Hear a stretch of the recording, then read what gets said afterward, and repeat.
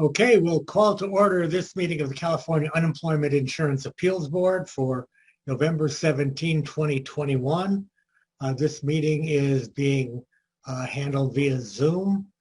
Members are in various places around the state. We are originating from Sacramento.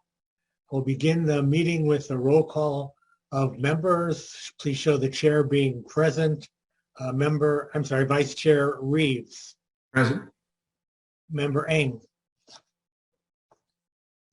Member Allen. Here. Member Kent Manning. Present. Okay, please show all members being in attendance. We now move to approval of the minutes of the October 27th, 2021 meeting. Mike, we're not hearing you for some reason. You're not miking. You're not on mute, but we're not hearing you.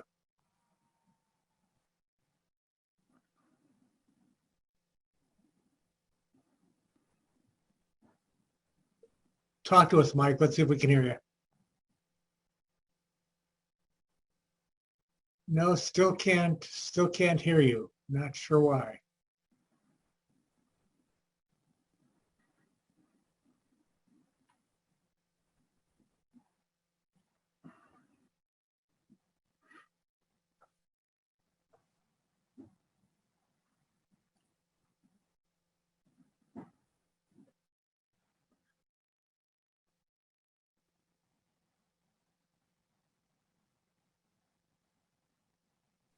I think Member Eng was trying to make a motion to adopt the minutes of October 27th. Somebody else want to make that motion while he's... I will make the motion for Mr. Eng. Okay. Second it. It's been moved and seconded that we adopt the October 27th minutes.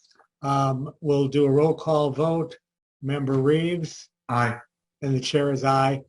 Member Eng? Raise your hand, aye. Okay, thank you, Mike. Member Allen? Aye. Member Kent Manning? Aye. Okay, please show the October 27, 2021 meeting minutes being adopted unanimously. We move now to the chair's report. Last month was a short month for us between meetings, so we're down a little bit in cases, but this board, the members still heard more than 400 cases, heard and resolved more than 400 cases. Really good work. We, as an entity, CUIAB, with our judges throughout the state, heard thousands of cases during that same time. So we're getting through a lot of work. There's a lot of work out there. So thank you all for working hard for your constituents, the parties to our cases. Very short report for me this month. Our chief judge, executive director Mike Kutry, and I had a meeting with the new labor secretary a few weeks ago and with the undersecretary. The new labor secretary, Natalie Pelugia, comes from the East Coast. She is from Florida originally, has attended both Johns Hopkins and has a master's degree from the Kennedy School at Harvard. So very well credentialed, well qualified, very bright and articulate woman. When we met with her, I was very impressed. And Undersecretary Stuart Knox is also there, and Stuart's been a longtime friend of this office, and Mike Kutry and I were both, I think, very happy with the way that meeting went. Then had another meeting yesterday. The first meeting was just Mike and I, along with the new secretary and the undersecretary. Yesterday there was a meeting of all of the leadership of the Labor Workforce Agency, about 40 people in attendance via Zoom. The first meeting was in person. The Zoom meeting yesterday went very well, kind of an overview of where we are right now, kind of a chance for the new labor secretary to have her first engagement with all of the staff in one place. So I felt good about both meetings. I'm looking forward to having a very good working relationship with the labor agency under this labor secretary. Moving on to reports from other board members, we'll go to our vice chair, Dan Reeves. Thank you, Mr. Chair. I do not have a report this month. Okay, thank you, Dan. Member Eng, are you on yet, Mike? We're still not getting Mike Eng. I don't see Member Allen. Looks like he may have left us. Member Allen? Okay, Laura, Ken Munning, you're on.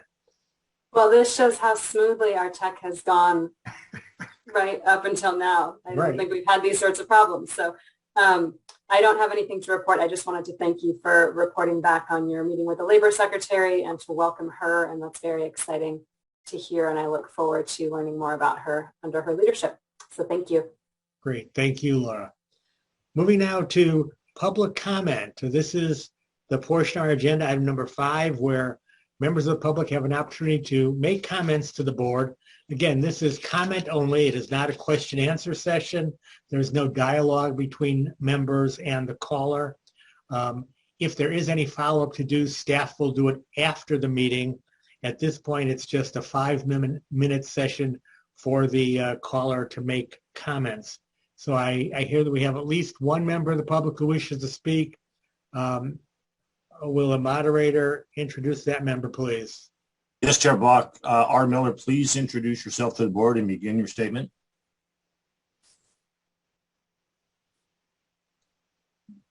Good afternoon. Go ahead, Ms. Miller. Thank you. Yes, you've heard me many times before. I'm here again to let you know that I've attempted to send emails to each of the board members and have been blocked. So I can't communicate you by email. I don't know if that's legal, but I certainly think it's a violation of open meetings and open communications.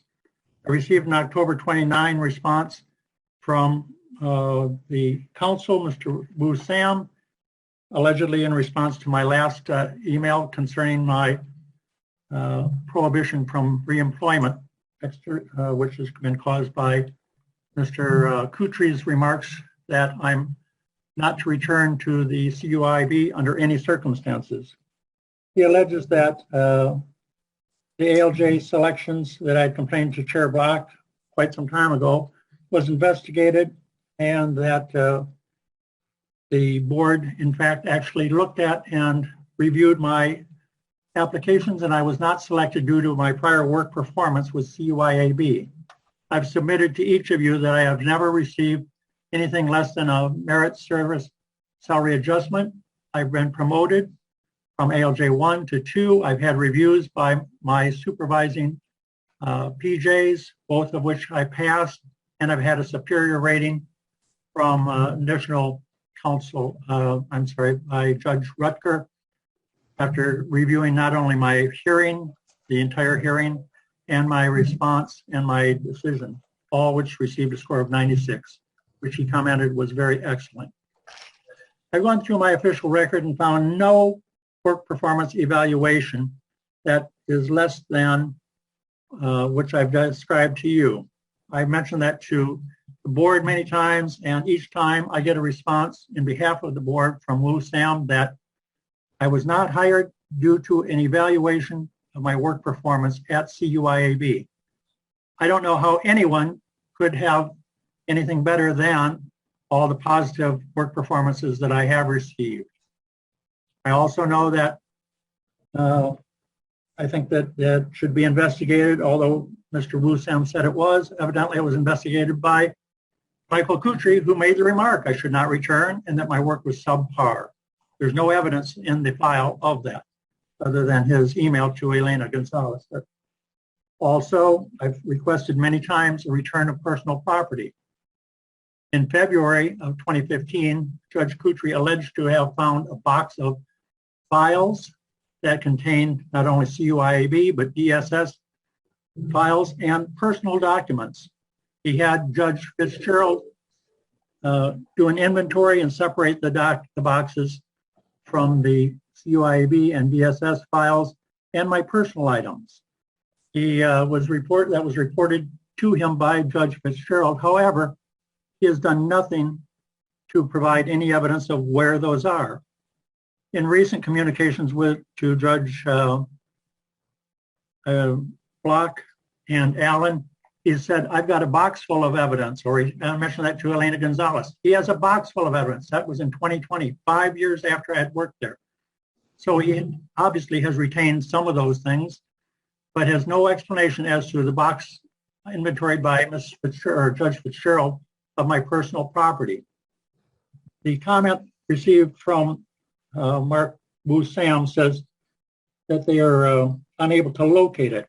Well, certainly if Judge Kutry can hold on to one box of files for 5 years and personal property belonging to me, he took responsibility when he took that document, that box of documents, and has provided no explanation. And to simply say that CUIAB cannot find it is not a satisfactory piece of evidence as to where it is, what happened to it, and why the CUIAB cannot find it. I bring this to you because my communications to you have been blocked. I've also provided, or would have provided, information from Gina Foreman to Mr. Silva, citing him for his interference and coaching of applicants in a previous application, and where Mr. Silva has stated his concern that Mr. Miller might contest his not being hired in 2018, and the executive staff was thinking about starting over, canceling the recruitment and starting over.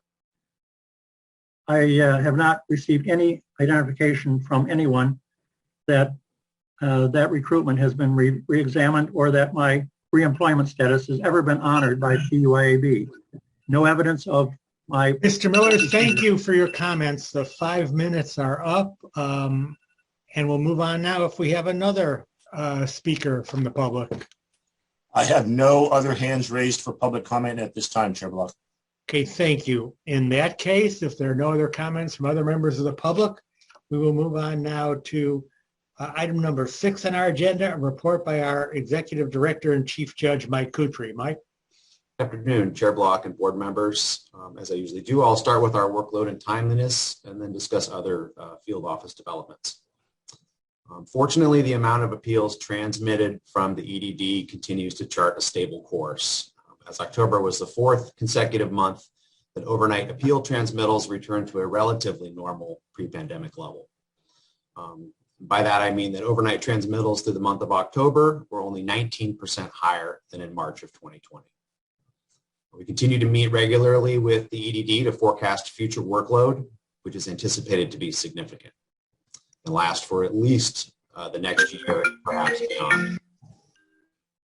CUIAB is now 7 months into the Department of Labor evaluation year, and as in 49 and 50 states, all timeliness measures continue to lag well behind the DOL guidelines. Fortunately, our judges continue to perform at very high levels and our staff in support of them, and we issued nearly 23,000 appeal decisions in October. Despite those two trends that I mentioned, the positive course of appeal transmittals and issuance of decisions, the field remains very much in a catch-up mode due to the massive amounts of appeals that we received in the first half of 2021. As a result, we continue to process the oldest appeals first, and that is reflected in our average case age compared to the national average. The national average is 133 days, California's is 105 days. Moving on to some of the training and staffing matters that the executive team has been working towards. In the last 2 weeks, and again over the next month, Presiding Judge Bach and I will be meeting with our almost 60 new judges that we onboarded since 2020 for additional outreach and to focus our future training efforts as the nature of our workload changes as the department moves into other areas of deferred workload from the last 19 months. Given the forecasts of sustained production by the EDD, we've decided to initiate more recruitments for staff and judges. Administrative Chief Silva is not with us today, but I will ask that he elaborate more fully on those recruitments when he returns next month. And if the members would prefer any individual updates before now and then, please let me know. I am very pleased to report that we had no COVID closures in October. The agency boasts an 87% confirmed vaccination rate. We're now in the 2nd month of weekly COVID testing for those employees who have not yet provided proof of vaccination. And we hope that number will continue to rise. October marked the end of CUIAB's virtual call center. And as you will recall, the call center was designed to utilize employees who had office work limitations due to the onset of the pandemic. And the effort was to assist with the large volume of incoming calls, particularly as the pandemic began. Due to high vaccination rates and office safety protocols, we were able to perform a transition of the majority of those staff back to their native field offices. So I'd like to thank Greg Cretol and his team for managing the call center so successfully, as well as managing the transition back to the field offices. On a security update, there's only one incident to report since the last meeting. An individual entered the Pasadena office building and attempted to force entry into the lobby while threatening staff. CHP was contacted and the situation resolved without any further incident. And that concludes my brief report. I'm happy to answer any questions you may have. Thank you, Mike. Moving on to questions from board members, Vice Chair Reeves. Thank you, Mr. Chair, and thank you, Mike, for that presentation. Now that and I appreciate the numbers in terms of stability, in terms of the caseload that we're getting from EDD. Our compliance numbers are still very low. And I'm wondering, in terms of the projection going forward of the cases that we're getting, when do you expect us to be able to reach compliance again with the 60-day and the 80-day, or the 30-day standard that's so critical to our mission? Do you have a sense for that? So we are producing thousands more cases every month than we're receiving now. And as I indicated, we received a tidal wave of cases in the first half of the year. So we will have a good sense of that, I think, in January when we complete our next recruitment. But right now, depending on what happens with the department, we know that they have a lot of deferred workload to do, but we don't know how long and each individual case would take. In the last year, they were able to mark off a huge amount of claims based on a fraud study that they did. And that was the result of the huge influx of cases all at once that we received. Mm-hmm. So the next groups of work should be more methodical and take longer by the department. So we've been assured tentatively that we won't receive another wave of work like that, but receive a trickle of work that will last a long time. So if that happens, I'm really hopeful that we start to see progress in our numbers in the first and second quarters of next year, with hopefully a point in time at which we will be in compliance in sight. I just don't know yet, what we're going to get in the first half of the year. There are seasonal differences that always happen, but the signs are clear. We need to continue to staff up and to prepare for additional work. I will obviously report to you any advancements that we make towards that goal. And to the extent that I have a date certain for a forecast, I'll provide that to you, but it's just too soon for me to tell. Okay, so those numbers have not yet fully stabilized. My next question is, can you repeat what our vaccinate rate was for our entire body of employees last month versus what is this month? I'm going to go off memory here, but we were in the low 80s last month and we're at 87% now, but I can get you that answer. Okay, no, that's fine. You could do that later. Okay. And my last question is now that everyone's eligible for boosters, and I'm very thankful that I was able to get mine this week. And this is perhaps a question for both you and the chair. Is there any estimate as to when we might be able to gather in person as a board? So right now, I can answer part of the question.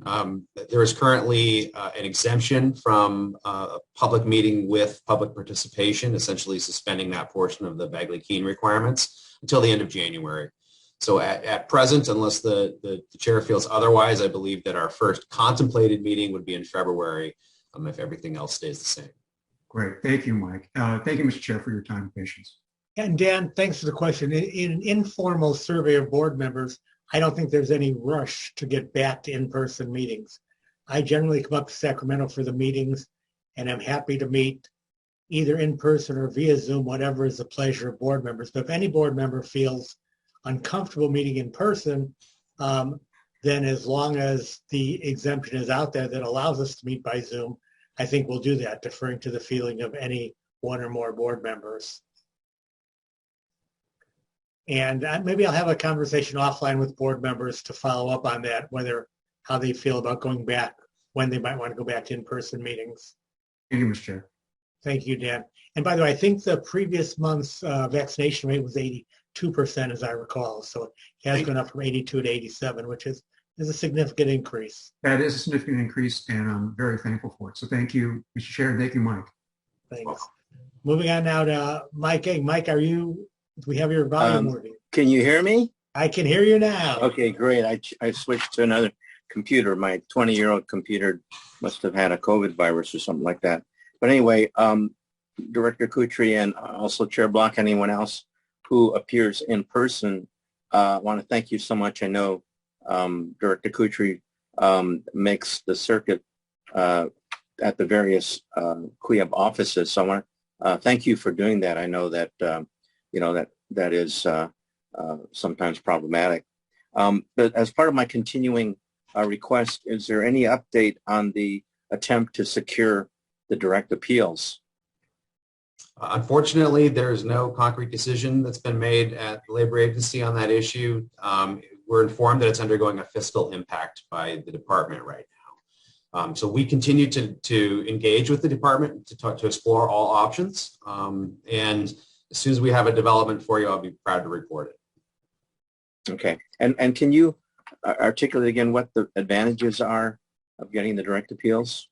Well, our modernization project, as Chief Information Officer Willoughby will talk about soon, is underway. And so we will have the first portal system in the UI encounter that claimants and other appellants can use. And so we're fairly confident that the appeal rate directly to us will grow.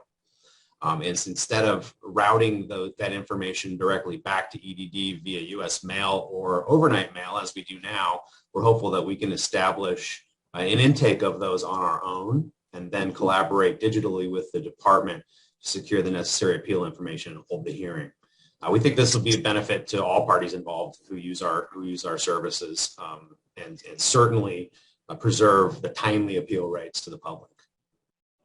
Okay. Well, thank you. So it seems certainly, albeit having to wait, but it seems like a goal worth waiting for. So thank you for that. I have no further questions. Thank you. I have no further questions, Mr. Chair. Thank you, Mike. Moving on to Member Allen. Judge Kutry, I was just wondering, is it still the state of affairs where all the states are out of compliance with the timelines? Is that still the what's happening nationwide? Actually, Minnesota is in compliance. And they stand alone in that grade. Very impressive timeliness rates, very low amount of claims.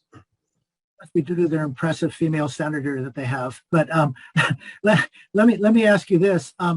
Has there been, I made a suggestion a number of months ago about approaching the Labor Department en masse, all the states, regarding this, rather than doing it on a case-by-case basis to judge whether we were in compliance or any penalties would apply. So I just wondered if there was any follow-up to that. So we typically have regular meetings with the National Department of Labor. We do it on a regional basis. So it would be a group of 8 or 9 states that would meet regularly. And we'll address that issue at the upcoming meeting. I'll let you know when that is and when that gets finalized and report on that as well. Thank you. No further questions. Thank you, Michael. Member Ken Monning. Questions that I had were answered by my colleagues kind of about the nationwide landscape and long-term numbers. So thank you both, and thank you, Chair Block. Thank you, Laura. Okay, moving on now to item number 7 on our agenda, a report by Jody Remke, the PJ for the Appellate Operations Branch. Good afternoon, Chair Block and board members. I'll be discussing the October performance indicators as we do every month. Once again, the board is in a strong position as far as the timeliness of closing cases. As you know, we are trying to close 50% or more of our cases in 45 days or less. We, for October, closed 76% of our cases in 45 days or less. For closing cases in 75 days or less, the guideline is 80% or more of the cases. We are at 91.5%. And again, looking at the next column over in green, the year-to-date numbers are both still strong, 74.7 and 91.8%. So again, we are continuing to be able to meet the guidelines of DOL, and that is in large part because of our caseload. Again, we are at a very doable number compared to the field who had that influx. I will just point out too that the case aging, the average pending case is 30.5 days and the standard is 40 days or less. So again, we're doing well, and it looks like we'll continue to do well for the near future unless something dramatically changes. Thanks. Thank you, Jody. Moving now to board member comments or questions. Vice Chair Reeves. Thank you, Mr. Chair. Jody, thank you for that presentation. Can you remind me, is March the end of our sort of accounting cycle with the Department of Labor? Correct, the end of March. The end of March. March Madness, remember? That's right. That's right. I should have remembered that. So we're in very good shape. I'm curious though about the trend line in terms of cases. Now we're moving away from pandemic relief cases and now seeing more ordinary unemployment type cases. Is there any, and which tend to have two parties involved as opposed to pandemic relief cases?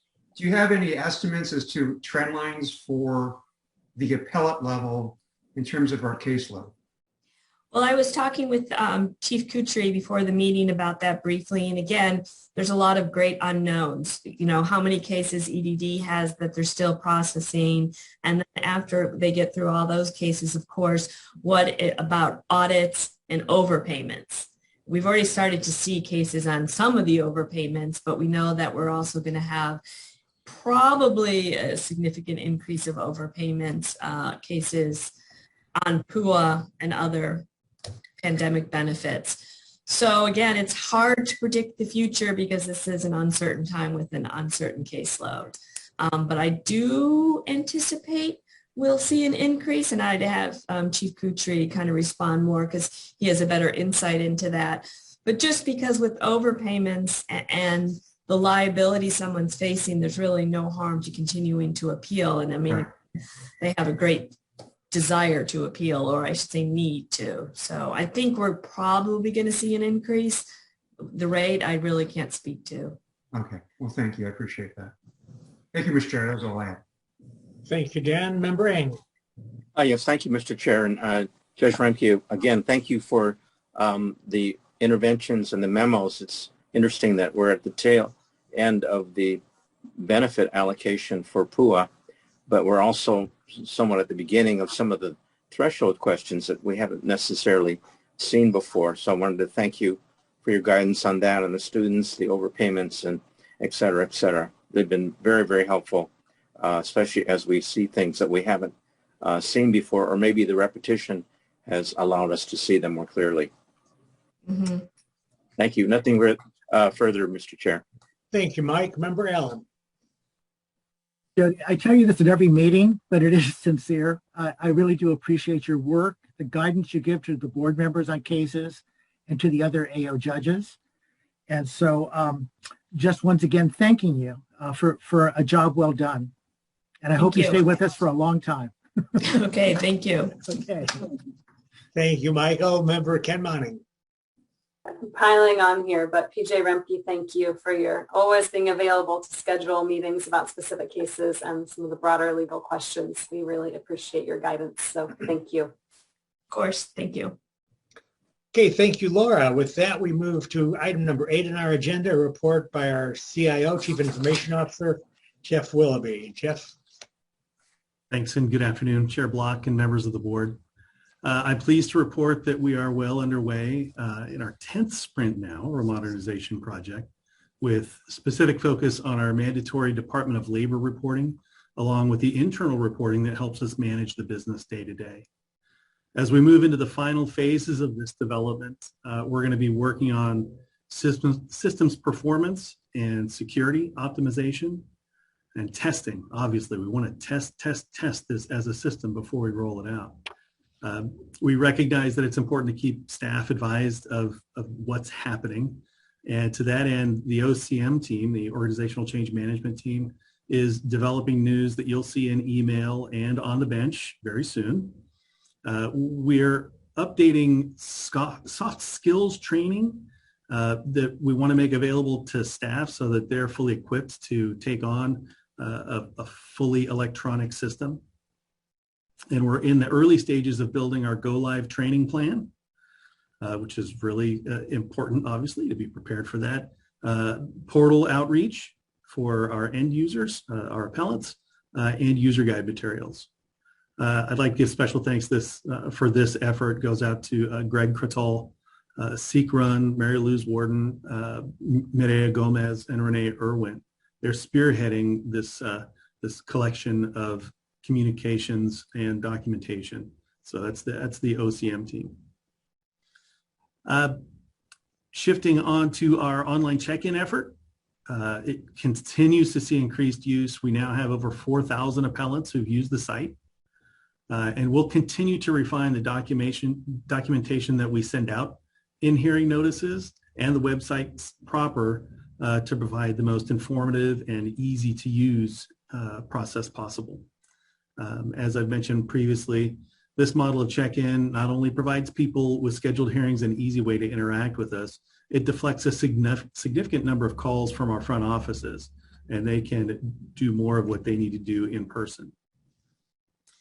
And then in closing, if I don't say something about security, I feel like I've missed something, but you should be aware that messaging is coming out soon on distribution of new tools designed to further improve our security posture. So please do keep an eye on the messaging from the Information Security Office. It's very important that we all remain vigilant to protect information here at CUIAB. And that concludes my report for this month. Happy to take any questions. Thank you, Jefferson. Chair will entertain questions or comments for CIO Willoughby. I will go Vice Chair Reeves first. Thank you, Mr. Chair. And thank you, Jefferson, for that report. So I'd like to start by thanking the OCM team and all the staff that's helping you stand up all these new programs. I was just curious, it's fantastic that the check-in process, the internet check-in process is getting stood up. Have you run into any glitches or difficulties? Have you got any feedback from users as to its relative ease of use? Yes, and those are some of the things we're working on. The message indicating that you've successfully submitted the form and that you'll be called back is being improved so that people are sure that when the ALJ who's going to hear the case is ready, they will be contacted. Some calls still come in to the field offices because people are excited to have their hearing. So they're making certain that, did you really get my phone number? The answer, generally speaking, is yes. So yeah, we're continuing. That's part of the refinement that we're trying to put in front of folks so that they're clear that their submission has been successful, that we are making the language requirement easy to use, and generally just trying to make sure that it's easy to get to, easy to use, and that you're very confident that we have your information, the appropriate information. And is it available in multiple languages? Today it's English and Spanish. English and Spanish. Okay, thank you. Thank you, Mr. Chair. With the option to expand as necessary. Okay, thank you. Thank you, Dan. Moving on now to Member Eng. Yes, thank you, Mr. Chair. Chief Willoughby, first of all, thanks to your IT team. I believe that every member and perhaps others had to update our antiviral software to make sure that we're obtaining the best and newest results, newest technology. I did just want to follow up on Chief Kutri's responses on the direct appeals. Did you have anything to add in terms of where we're at and what that is going to do once we achieve that? Sure. I think I would just focus on, we have many ways to accept that information. The portal seems an intuitive way that when we do stand it up, it'll be available to folks. But we could do that via our public website as well. We're just looking for the opportune moment to do so based on the regs changes. Okay, and I did want to give a shout out to Brendan, who helped me with my update. Nothing further, Mr. Chair. Okay, thank you, Mike. Moving on to Member Allen. Jefferson, thank you for all you do, you and your staff. And I've been finding the services very dependable, except for maybe today when I kept on losing you a couple of times, but I was able to get back on. So Jefferson, I just want to let you know that I look forward to cooperating with you and Greg and your staff we're going to be starting our newsletter deliberations for a winter, probably spring edition. And we're mindful of the workload of everybody, but also we see it as an opportunity to make sure that the modernization project, as it rolls out, is understandable to the staff, questions get answered, and that we can be a tool to basically communicate with everyone as we move to the final stages. So I just want to let you know that we're all on board and helping you with that. Great. So thank you. Thank you. Thank you, Michael. Member Kempmani. Thank you, Chair Block.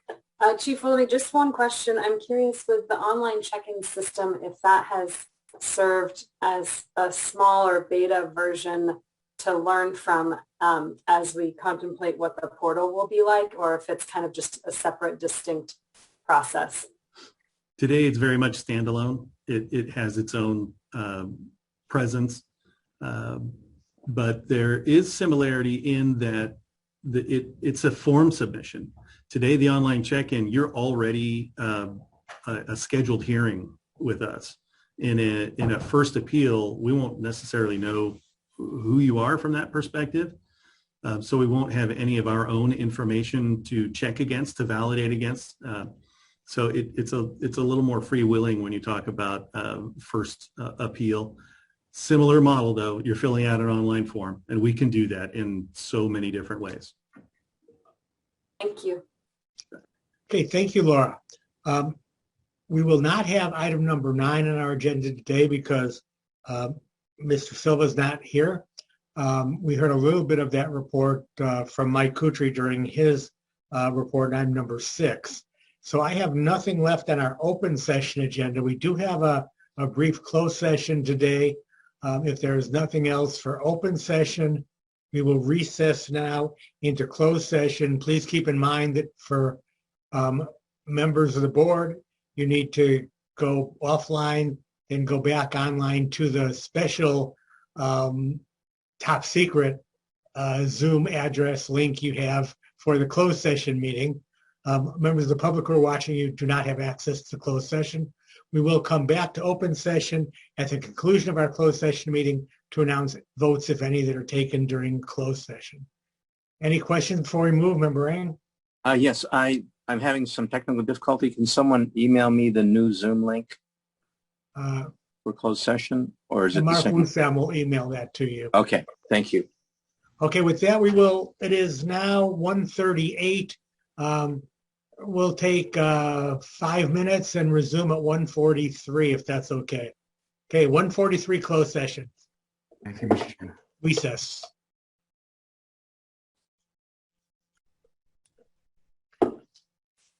Okay, we will reconvene in open session. This is item number 10, which is merely to reconvene in open session to announce votes, if any, taken in closed session. There were no votes taken in the closed session today. With that, we will adjourn today's meeting.